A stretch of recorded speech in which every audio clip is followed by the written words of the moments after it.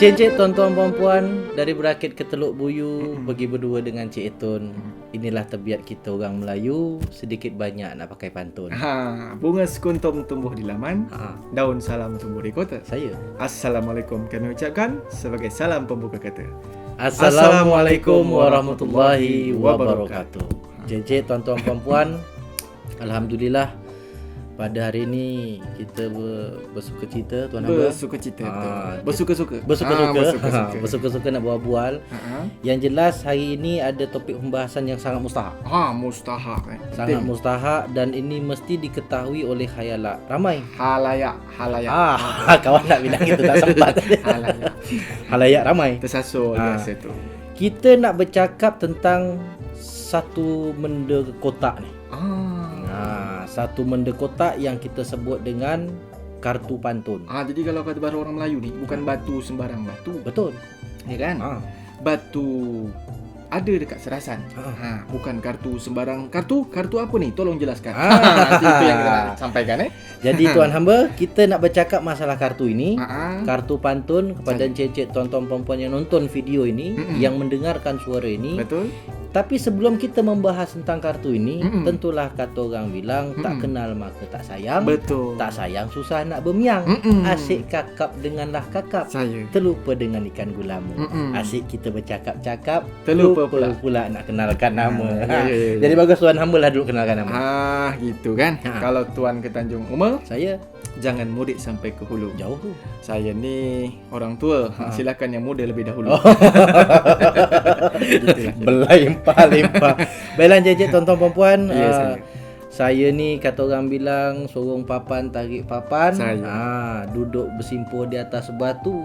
Saya ni pula bernama Yowan. Isteri satu, anak pun satu. Gitu kan. Kalau memancing ikan gulama, Saya. tak sayang terdapat si ikan tokak. Saya sudah kenalkan nama. Kini giliran awak pula. Baiklah kalau begitu kan. Jadi encik-encik tuan-tuan dan puan-puan sekalian, kalau saya ni kata orang jikalau tuan ke Kuala Tungkal, Betul. Janganlah tuan memakai katun. Saya ni Rendra, nama di Tabal, bergelar pula Hang Rabun. Hang Rabun. Baik tuan hamba, Ya, saya. kita dah kenalkan nama ni. Betul. Tentu masyarakat nak tahu pula siapa kita. Betul. Jadi Siapa asyik tiba-tiba bercakap tentang pantun ni, profesor ke, doktor ke, tentu Betul. kita nak kenalkan juga kan. Jadi tuan hamba, encik-encik tuan-tuan puan-puan yang nonton ini, ayahanda-ayahanda kami, bunda-bunda kami, dinda-dinda kami, ahli adat, ahli agama, pokoknya semerata-rata yang nonton ini, Betul. yang dengarkan suara ini, Yang kecil tak disebutkan nama, yang besar tak disebutkan gelar. Itu dia.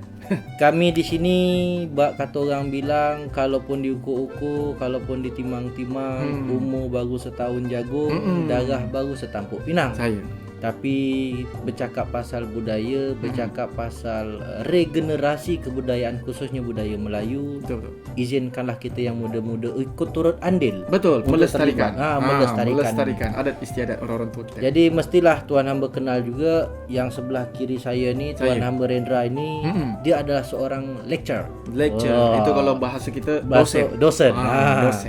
Tapi dia dosen ni kalau ditengok sebentar, kalau tengok lama-lama bosan. Itu bosen. Ya. Bosen. Tapi tuan hamba ni dosen pantun ke atau dosen apa? Mesti tahu juga.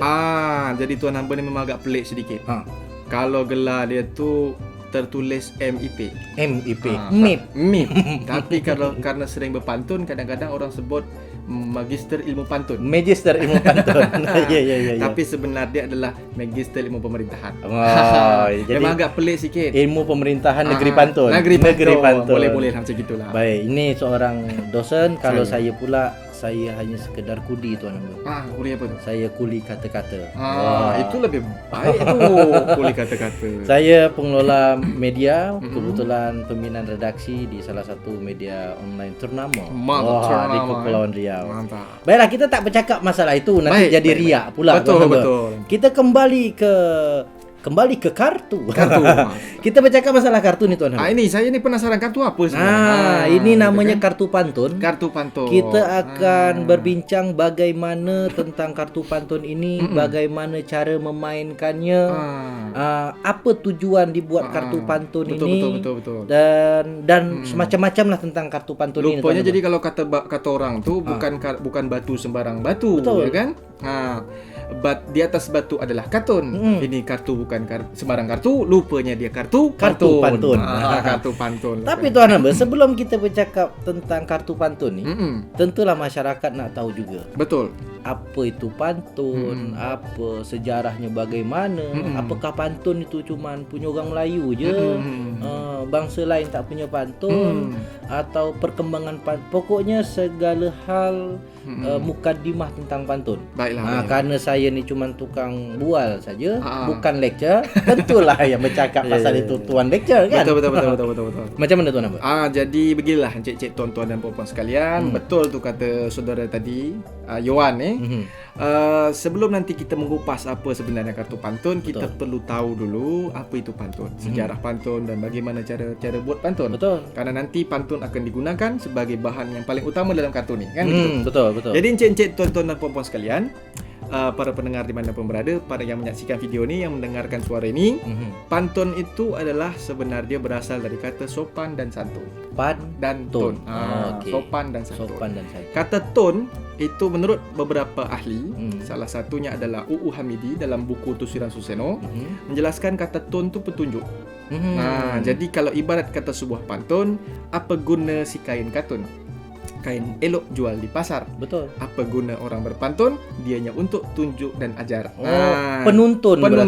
Jadi pantun itu sebenarnya bukanlah karya sastra pada awalnya.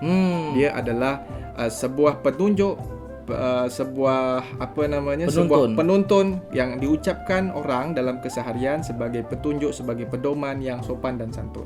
Artinya sejarah pantun ini berawal dari lisan. Jadi pantun itu memang dulunya lahir bukan sebagai tradisi tulisan atau bahkan yang kita kenal sekarang sebagai puisi lama, karya sastra dan sebagainya, tapi dia merupakan alat komunikasi.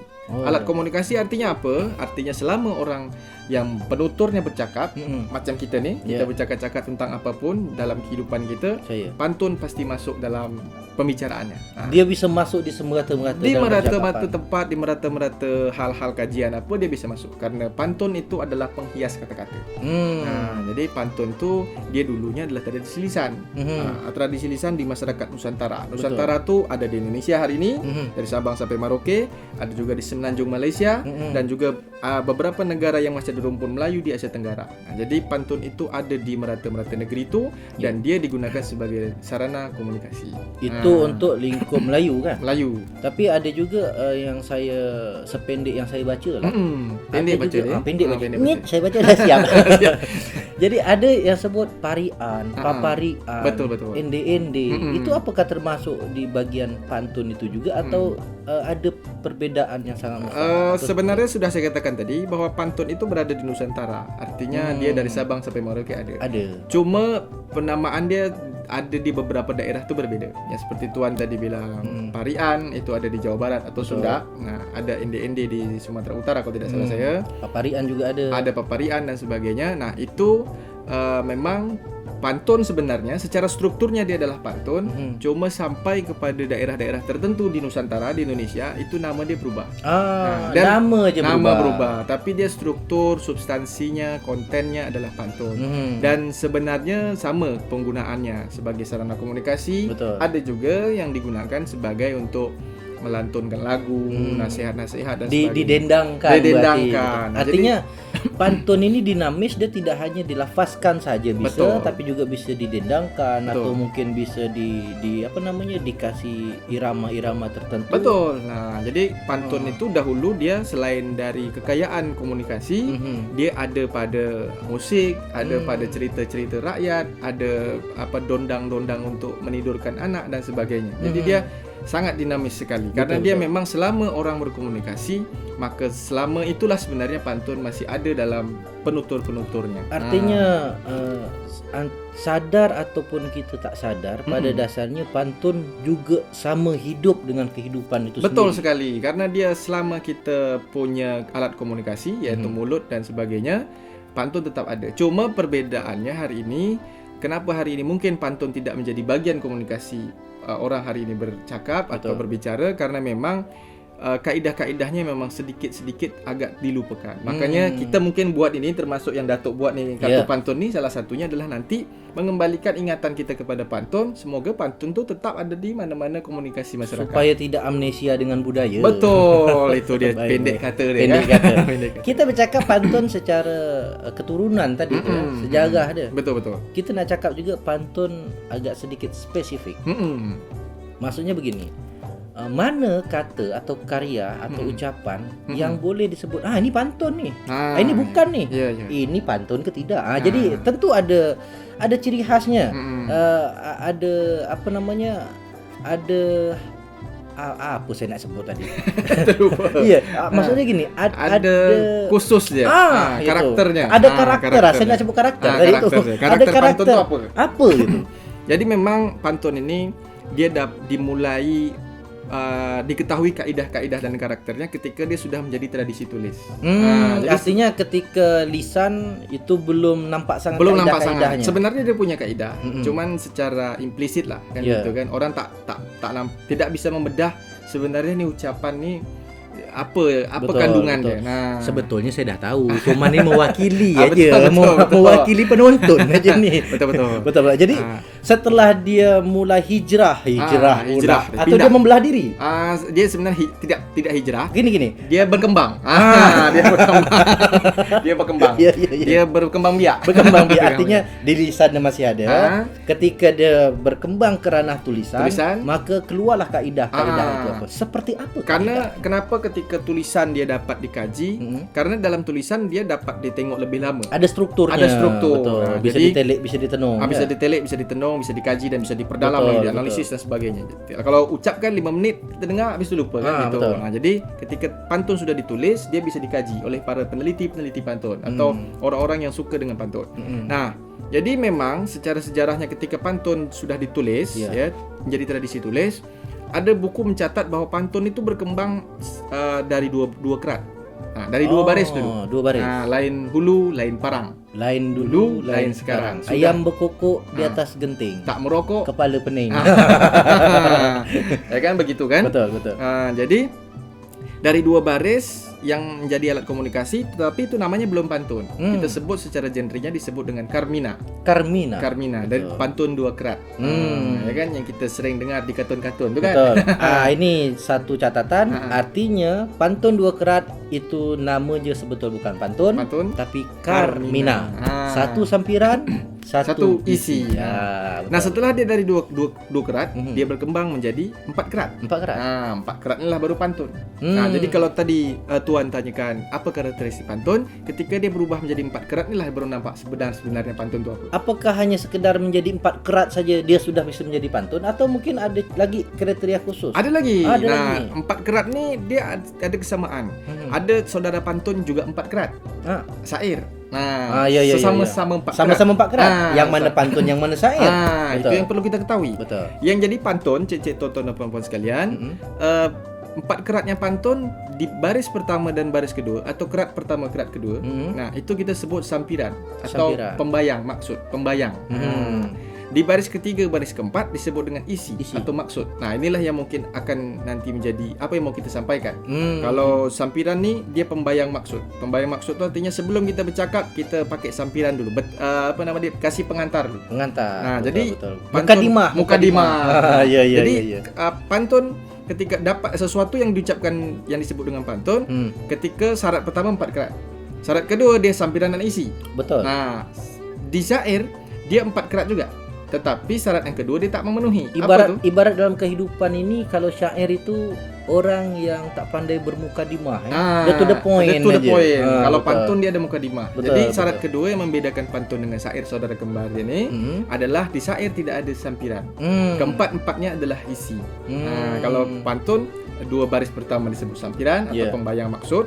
3 dan 4 disebut dengan isi atau maksud. Betul, Itulah betul. membedakan 4 keratnya pantun dengan 4 keratnya syair. Okey, kita sudah dapat ni 2. Nah, Artinya kriteria pantun pertama dia 4 kerat, 4 kerat yang kedua dia punya sampiran dan isi.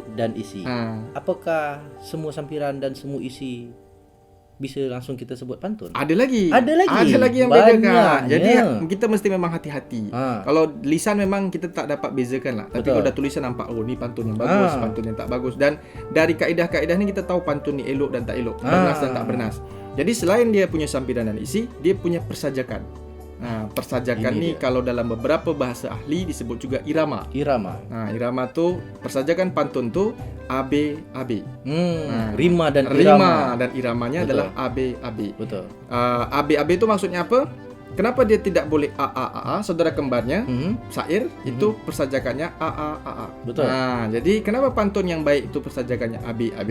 Karena menurut salah satu ahli yang mencatat tentang pantun bernama Thomas, itu menjelaskan bahwa Betul. Ahli mencatat tentang pantun, nama namanya dia Thomas. itu je. Iya. Oh, Jadi pendek nama panjangnya Philip Thomas.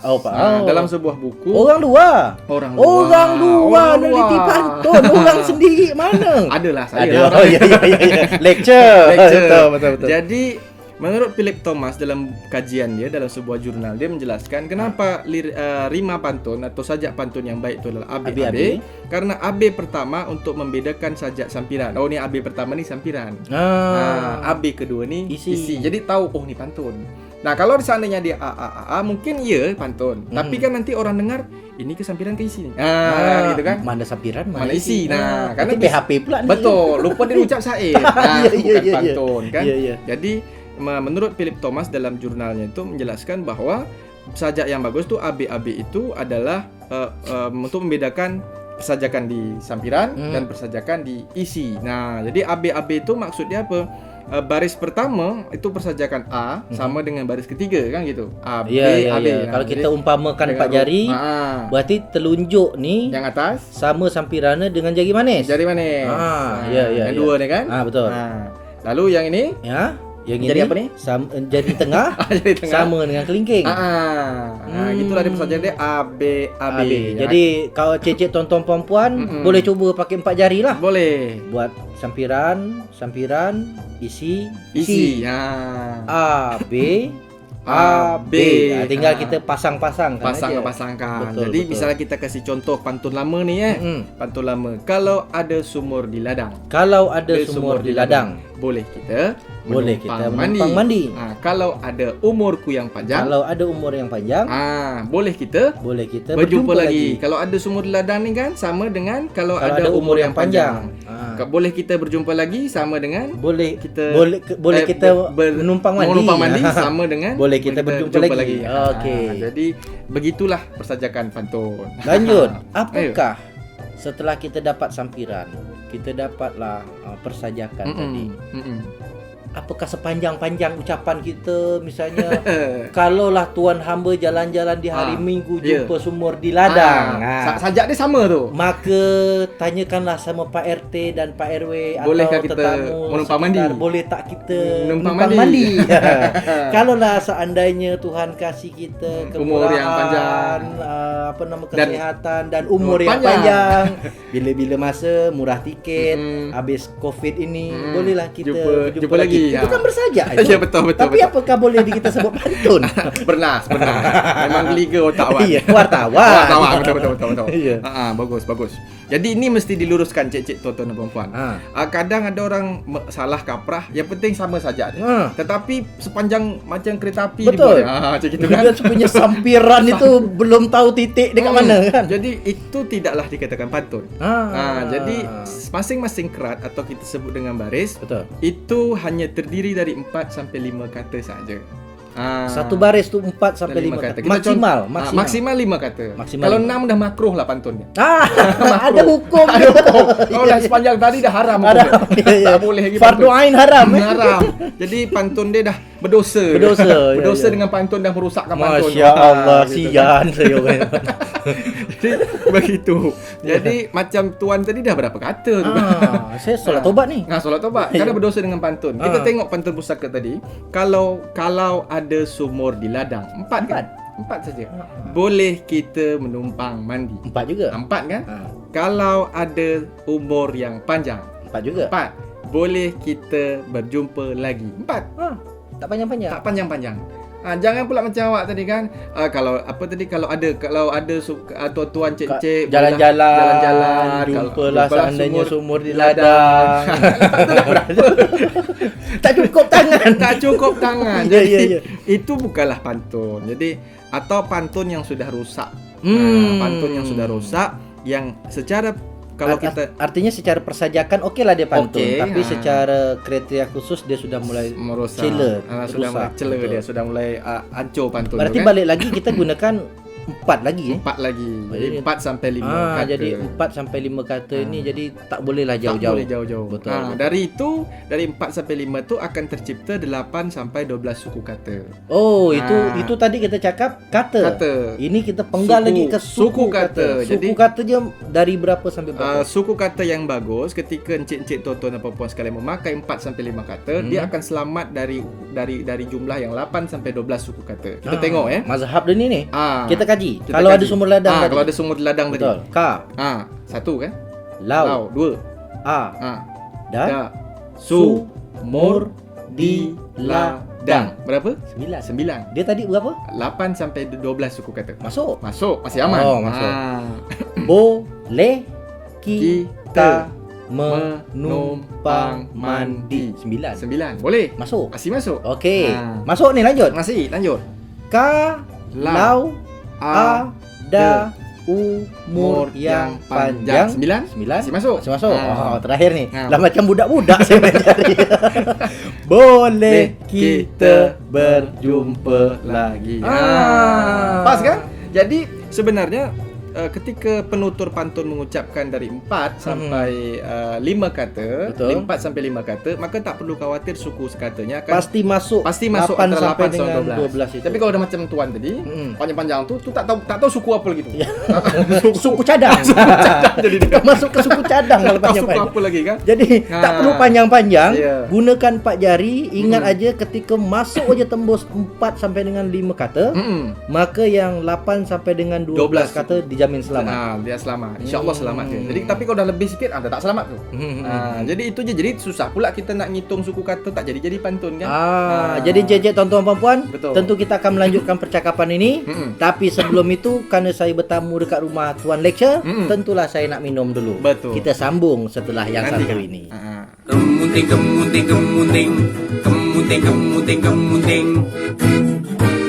Kecil-kecil suka main dalam hutan.